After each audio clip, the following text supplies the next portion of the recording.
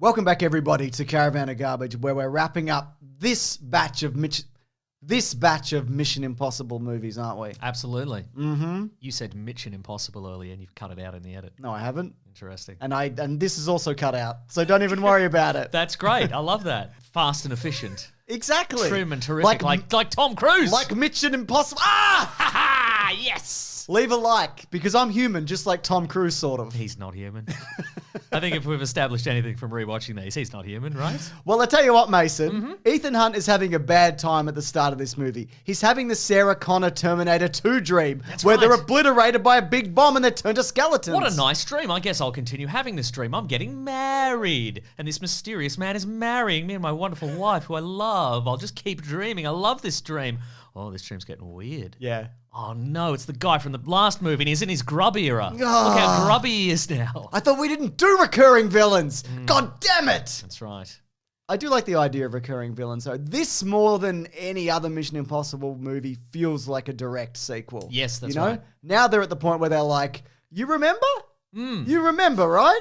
They went, we got to learn a lesson from Casino Royale to Quantum of Solace, but 10 years later and infinitely better.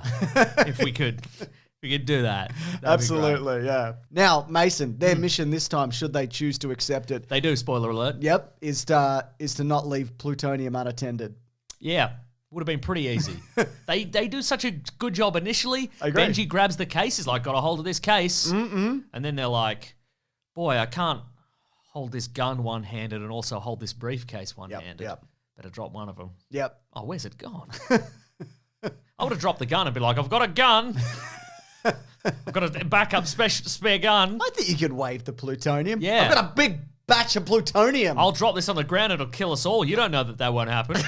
You don't know. I don't know either. Yeah. I'm bad at my job. We've established he's bad at his job, right? Yeah. He kind of, I feel like, maybe not me. A more competent version of me would be a better agent than Benji. I can't hack. I have some notes here about the IMF agent sort of qualification procedure. You have to be mates with Tom Cruise, right? Well, first that. Second one is I reckon I could guess most of the matching code phrases they use, because it's always like, the warrior looks out of the storm and everybody's like, look out for the storm. I could be like, the warrior is the storm, and they'd go, yeah, close enough. You know? It's not hard. Yeah, you're right, yeah. Just work it through in your brain. You're saying it should be something like entirely random. Yes. Like, my ear's stuck in a door. Which is like a spy thing, I guess. Yeah, for sure. Right? Yeah. Yeah. And then you'd be like, sucks to be you, with your ear stuck in a door. Shouldn't have been listening. Here's the plutonium. And also, boy, those mission briefings have a lot of information in them. Keep you know, up. in this one, first you've got to stick your finger on that thumbtack Yeah. and get blood into the thing, and then it reads your DNA into a book or whatever, and then it pops up the little Viewmaster reel thing, and then it projects a hologram onto the wall. But then it's going, look, okay, and then you're looking after a man, you're looking for John Lark, and he's built a terrorist organization, but there's also another terrorist organization. Oh, They're all wait, working- stop. Does this pause? And then it's like, this will self-destruct in 5 seconds, and I'm like, oh God, where's the back button? Yeah. Where's the back button? There's no back button. How I are can't you hear hearing you. this? We just say this at the end of them. You look like a guy who needs a back button, but to be clear, there isn't one. I'd be lost. I'd be hoping everybody else on the team has gotten it and has maybe screenshotted it, taken a photo with their phone off the wall, maybe. I think that's fine. So, do you think though, and it's never happened in a movie, In any movie? I feel, maybe not in any movie, Okay. can you not accept the mission? I mean, they're paying you. So, like, do you have to? I bet there's one guy in the office. He did one. He knocked it out of the park in like 1968 or whatever. Yeah. And he just hasn't taken a mission since then. And they can't fire him because it's in his contract. Yeah. And they're like, boy, you know. Good union. Yeah, really good unis. He's like, well, you know, I could do it, but if I fail, Yeah. the world will be consumed by nuclear fire, so maybe you could get another. And they're like, God damn it, he's got us with occupational Yeah. health and safety once again. Who wants a 50% strike rate? Right? Fuck that. Yeah. Yeah. You know what I love? What's that? A fake hospital room. Yes. And that's what I love about My God. that's what I love about Mission Impossible Fallout. Where'd they get the footage even? Do they have Of the explode of the like ruined cities? Is Oh, that yeah. from the movie G.I. Joe Retaliation? It's from the video game Fallout. They just took some cutscenes from Fallout. Okay. Anyway, what I love about Mission Impossible Fallout is it does contain all the elements Yeah. of the series of like great espionage movies, generally like fun ones. Oh, this is the best one, by the way. This is the best one, yeah. If people are wondering what our opinions on it, it's the best one. Yep. It's got all the elements we love. It's got masks. They've built a whole fake hospital room to trick a guy, and they've dressed up Benji as They Wolf did that Blitzer and sort so of in forth. like the first one. Yeah, but not like this. But that's the thing; they're bringing it all back. Yeah, man. And right at the end of if we can rush to the end of the movie, when Henry Cavill and Tom Cruise tumble off the side of that cliff, and only Tom Cruise reemerges. But how does he have the skills? When I saw that in the cinema, I stood up and I pointed at the screen. I said, "He's maintained his rock climbing skills from Mission Impossible 2. You thought we've all forgot about Mission Impossible 2, but we didn't." We didn't. I didn't say that, but I thought it. Yeah. I did stand up silently. But it's got it has all the best stuff. Yeah. From the previous stuff. But it's not just like, here's that thing exactly as it was done. It's like an improvement on it. You know what's amazing? What's You that? might not know this, but Wolf Blitzer actually played himself. That's not Simon Pegg in real life pretending to be Wolf Blitzer. They paid him money, I assume, to come in and pretend to be Simon Pegg playing Wolf Blitzer. Wow, that is a deception on par with Mission Impossible 3. When we've got who do we have? Philip Seymour Hoffman? When we've got Philip Seymour Hoffman playing Tom Cruise playing Philip Seymour Hoffman. my or, God. it's better. I completely told you agree. everything's better. Yeah. Well, here's something that's better. Henry Cavill looks better in a mustache. Absolutely. Quite frankly. I know people, like, they love his Superman or whatever, but fuck Superman. This is the right. look. This is the Yeah, guy, right? absolutely. I don't want to see the Witcher in his stupid wig.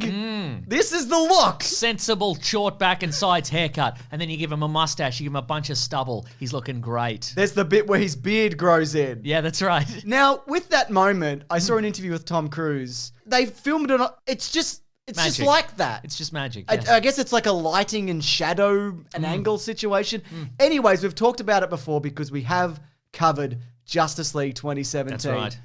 But can you please recap the Oh my mustache God. situation? Well, so back in the day, I know people know this, but Yes. this is somebody's first video on the internet ever. also it gets bigger with the telling. Let's add some lies to it. Let's Sure. add some lies to it and pretend they're true. Great. So prior to this, Henry Cavill had filmed for Warner Brothers the initial all the initial shots for 2017's Justice League, and then he moved on to his next project, which was this one, Mission Impossible Fallout, for Paramount. And then Warner Brothers contacted Paramount and said, "Hey, we're having a little bit of a problem with Justice League in that we hate everything that's been filmed and we need to reshoot everything. Can we have Henry Cavill back for a little bit?" Because Now- he's Superman. That's right. And they were like, "Sure, why not?" And they said, "Also, since we've got you here, can we also have him shave his mustache off?" And they said, "Absolutely not, because he's got to come back. He's got to shoot again straight away." And they're like, "How about we get our hair and makeup team to just do the hard yards, and we will build the perfect replica of that hair and mustache, Or even like CGI it on. We'll pay for that for you. That's right." And they're like, "No, because it's not going to be the same. People will notice, and most importantly, Tom Cruise will notice." And you don't want Tom Cruise to notice, and you do not want Tom Cruise to notice and go, me no like you. Yeah. So Look, I advise anybody, whether you're doing something that Tom Cruise approves of or not, you don't want to get noticed by that guy. He's going to be coming at you with you're not ready. You're not ready, quite frankly. that's right. It's a real Mr. Burns shave those sideburns situation. So Paramount essentially said, "Look, you can borrow him, but you're either filming a Superman with a mustache, or That's what you're doing. That's what you're doing. That's basically what you're doing." So they did, and look, as we've said before, as I'm sure a lot of people know, visual effects artists can do amazing things, flawless miracles, if given enough time. But they were not given enough time, and so we end up with this. Yep. Here it is. Exactly.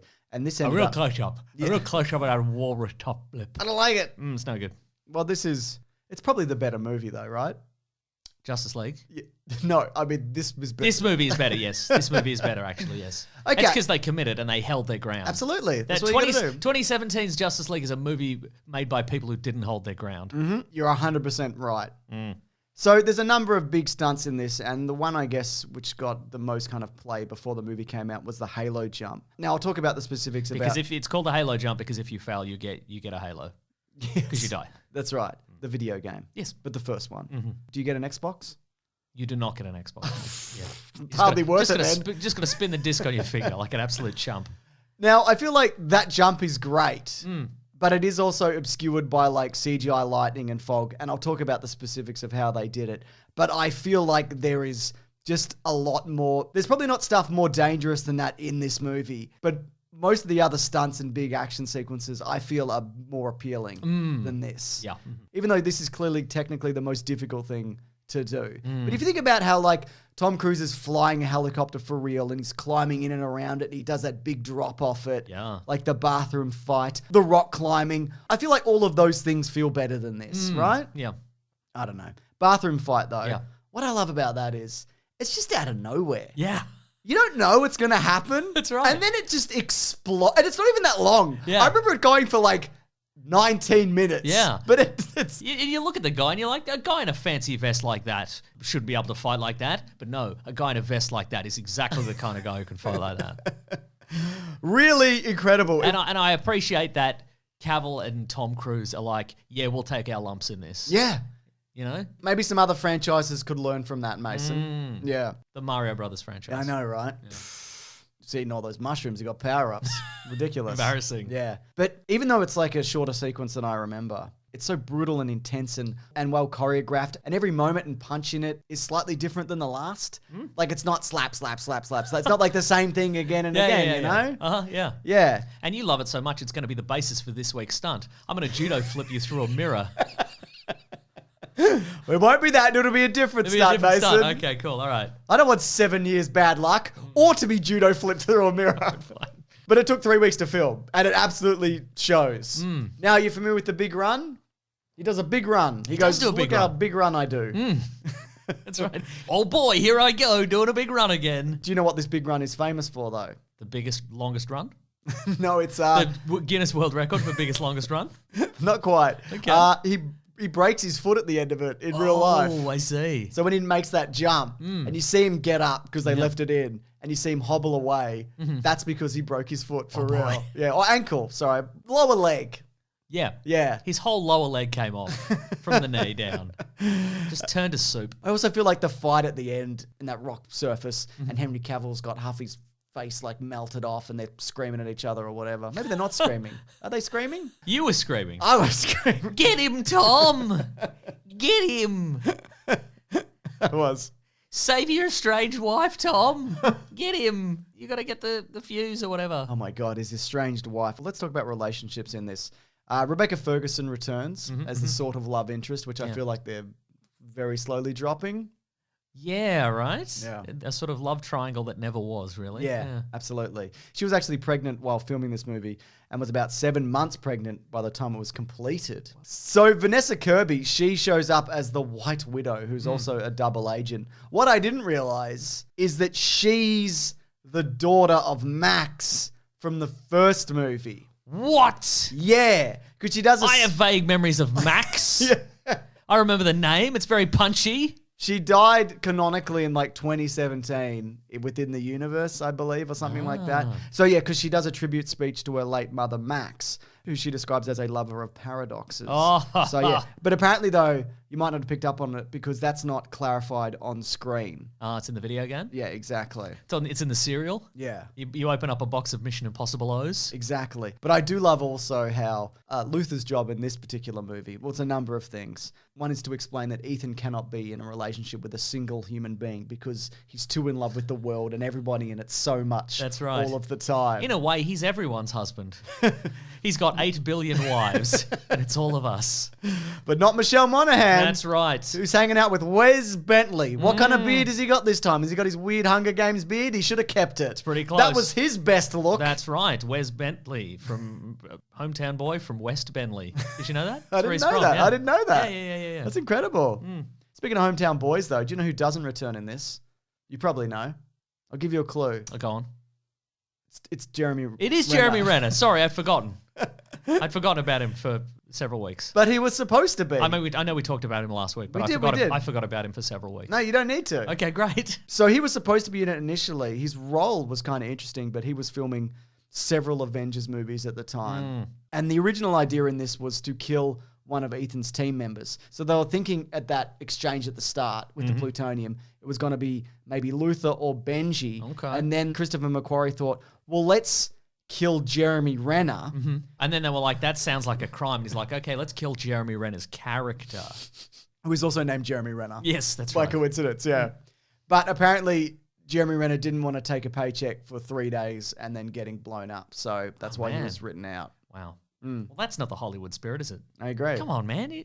Who would... James, you would love... I don't know about you, but I would love to Mason, take a 3-day paycheck and get blown up in a Mission Impossible movie. Yeah, I would. Yeah. I was going to say I don't love anything, but I would love that. And I love my family. That's true. Well, they could do it out in your front yard.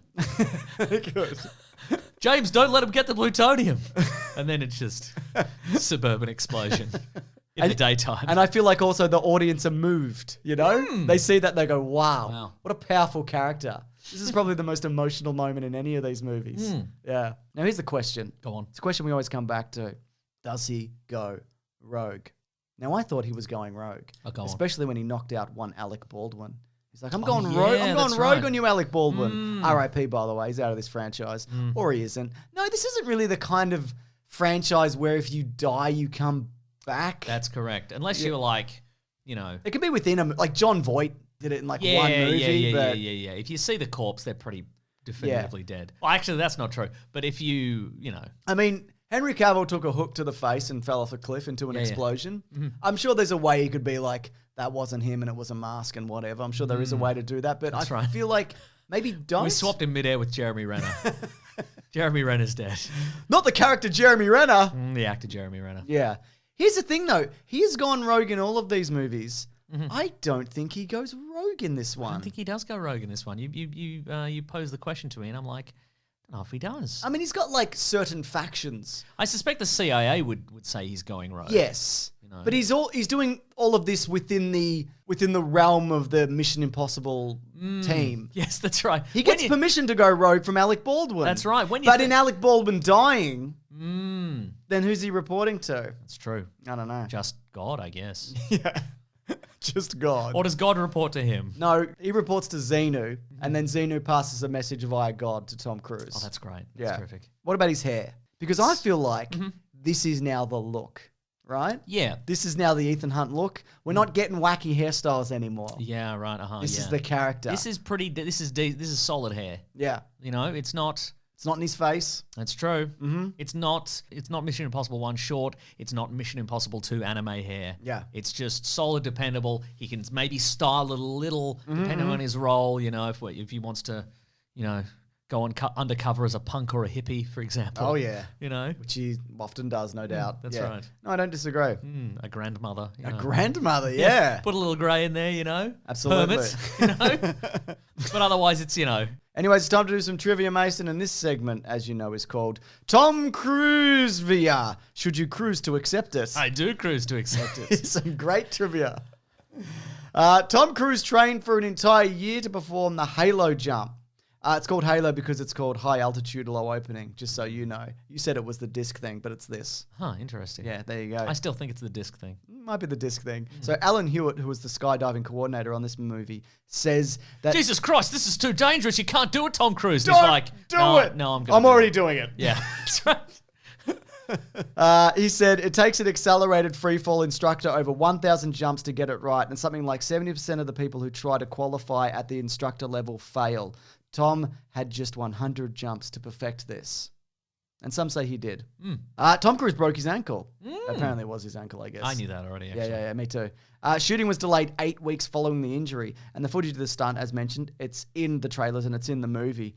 But to this day, Tom Cruise still refers to this stunt as the easiest of all that he's had to do for this film. That's incredible, Tom Cruise. That's great. Yeah. Breaking my ankle was one of the easiest stunts I've ever done. Just put all my weight on it. Just landed weird. Yeah. I didn't even have to do it 100 times. They said I might have to do it 1,000 times to break my ankle. That's what the breaking my leg instructor said. But I did it in one. You're welcome, Christopher McQuarrie. Apparently he was also back on his feet in like record time. He was His like, foot. Foot. He's like, I'm gonna do incredible physio. I'm gonna be back to my best, and he was. Yeah. My doctor said you'd have to wait up to 1,000 days for that bone to knit, but mine knitted in one. The film had 3,000 setups, 13 helicopters, 6 pregnancies, brackets, all different women apparently. Whoa. I mean, you'd think so, right? Yeah. 5 Those were load-bearing pregnancies, by the way. Oh, no. You take any one of them out, the stunt collapses. 5 hiatuses, 4 weeks of aerial photography over 3 continents, 2 winters, and of course 1 broken ankle. That's right. That's right. Are you ready for a big stunt, Mason? Yeah. Here we go. Wow, what a good one. That's incredible. Yeah. Best one you've ever done. Craziest one. Closest to death you've ever come, I think. We don't know what it is yet. No, we'll figure it out. You're going to think about it this week. I'll think about it. It'll be something not very good. Mason, box office, though. Oh. Now, on a budget of $178 million, that seems very reasonable, you know? These days, These sure. movies blowing out to $300 million. What are you even making? What are we doing here? I don't know. You know? Nonsense. I reckon bring back the mid-budget movie. Give us a mid-budget Mission Impossible. They're just, you know. I guess if I wanted to look like something, it would be the Treadstone TV series based within the Jason Bourne universe. Absolutely. How about this Mission Impossible 9? It's just exclusively Tom Cruise disappearing behind buses. Perfect. Just constantly. 2 hours of that. He was just there and then the bus went by and he disappeared. I'm still here though. I'm over here now. I'm in a different spot. How does he do it? The box office return on this, though, was $791.7 million. The biggest of the franchise as of yet. Good. But maybe not forever, you know? Yeah. I feel like these are just getting more and more beloved. It did come in behind Infinity War, Black Panther, Fallen Kingdom, Incredibles 2, Aquaman, Bohemian Rhapsody, and Venom. Oh, Bohemian Rhapsody. How embarrassing. What I love about that movie is it's fucking dreadful. What do you love about it? That it's dreadful. I mean, there's good performances. I love Dexter Fletcher, who came in and tried to save it after Bryan Singer. Just a fucking horrible mess, though. Check it out. Check it out, Mason. It's got our 2 thumbs up. It's dreadful, guaranteed. Anyways, wow. We did it. Another 3 Mission Impossible movies in the can. That's right. Took us 1,000 hours or years or whatever, you know? Yeah. And people might love these. People like the Mission Impossible movies or these videos? No, these that we videos. make? I mean, people might love these. Sure. I said might. Yeah, I know. Yeah. And if they do want to see these early, they can actually head over to bigsandwich.co, where they always go up early. That's right. Ben and Lawrence get the edit done. They get it done. They get it done. We thought it'd take them 1,000 videos to get them done. But they did it in one They video. did one video. One video, one broken ankle. They got it done. Who's taking the broken ankle this week? Ben, Lawrence. There's also bonus movie commentaries. There's also video game Let's Plays. Our podcast, The Weekly Planet, where we talk movies and comics and TV shows, where, of course, we're going to cover the new Mission Impossible movie. Actually goes up there on Sunday as opposed to Monday. All of that is ad-free and exclusive. But, of course, you know, you can just hang out here. But here's a hint towards next week's video. Whoa. Is it Masters of the Universe? It's Masters of the Universe. Oh, my God. Remember that one? Yeah, I just saw it. And? But you didn't know we were going to cover it. You just watched it, right? I just watched it. I watch it every week, yeah. It got drilled into me as a kid. I can't not watch it now. Oh, so even if you're not watching it, you're watching it. Yeah. Your brain is watching it. I blame Ronald Reagan, quite frankly. Fair enough. Anyways, thanks, everybody. Grab that jam, you guys. We'll see you next week. Goodbye.